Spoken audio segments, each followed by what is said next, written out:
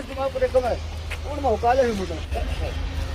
इस जबल रहमत के पहाड़ पर चढ़ रहा हूँ। आप देख सकते हैं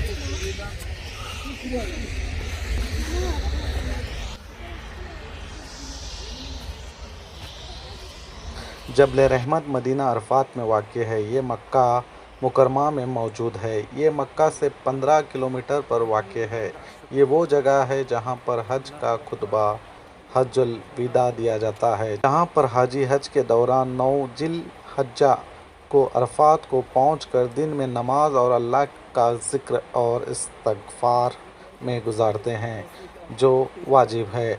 और कई मुसलमानों का ये भी अक़ीदा है कि अरफात वो जगह है जहाँ पर आदम अलैहिस्सलाम और अम्मा हवा अलैहिस्सलाम इस जबल रहमत पहाड़ पर मिले थे और अल्लाह ने इनकी दुआ कबूल की थी, इसीलिए इसे रहमत का पहाड़ भी कहते हैं। इसकी दलील ना ही कुरान में है, ना ही हदीस में, और ना ही मैंने वहाँ कहीं भी बोर्ड्स पर लिखा हुआ देखा है कि यहाँ पर आदम अलैहिस्सलाम और अम्मा हवा अलैहिस्सलाम आसमान से गिरने के बाद दोबारा ज़मीन पर इस जगह पर मिले। हो सकता है मिले होंगे, मगर मेरे पास कोई इसकी दलील नहीं है, मगर ये है कि नबी करीम सल्लल्लाहु अलैहि वसल्लम ने हज मुकम्मिल करने के बाद अपना आखिरी खुतबा हज्जुल विदा यहीं से कहा था। जो आप सामने पिल्लर को देख रहे हैं, इस पिल्लर की दीनी हैसियत के तौर पर देखें तो इसकी कोई अहमियत नहीं है।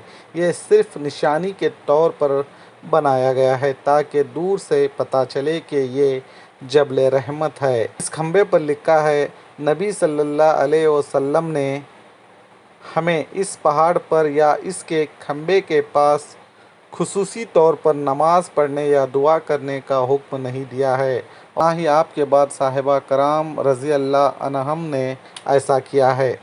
और इसी खंबे के दूसरी जानिब भी एक और बोर्ड लगवाया गया है, जिसमें तस्वीर के ज़रिए ये बताया गया है कि इस खंबे को ना छुइए और ना ही इसके सामने खड़े होकर दुआ मांगिए और ना ही इसके सामने नमाज़ पढ़िए और ना ही इस पर लिखिए।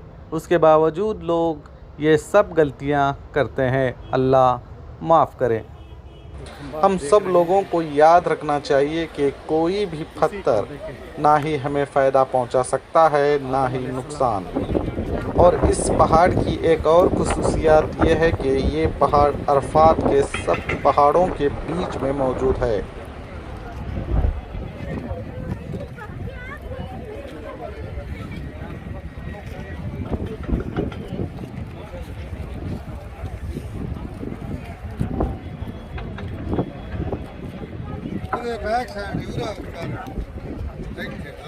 और कई लोग यहाँ पहुंचकर पत्थरों पर लिखकर पत्थर खराब कर देते हैं, जो आप इन तस्वीरों में देख रहे हैं।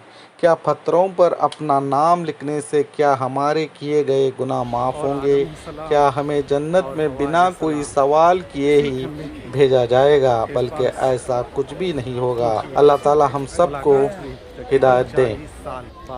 आप देख सकते हैं यहाँ पर इस पत्थर को चूमा जा रहा है, दुआएं की जा रही हैं और यहाँ पर लिखा जा रहा है। इनका मानना है अगर यहाँ पर लिखेंगे तो जहन्नम के अज़ाब से बच पाएंगे, मगर हकीकत ऐसी नहीं है। और यहाँ पर बताया जाता है कि जो दुआ मांगी जाएगी अल्लाह वो कबूल करता है।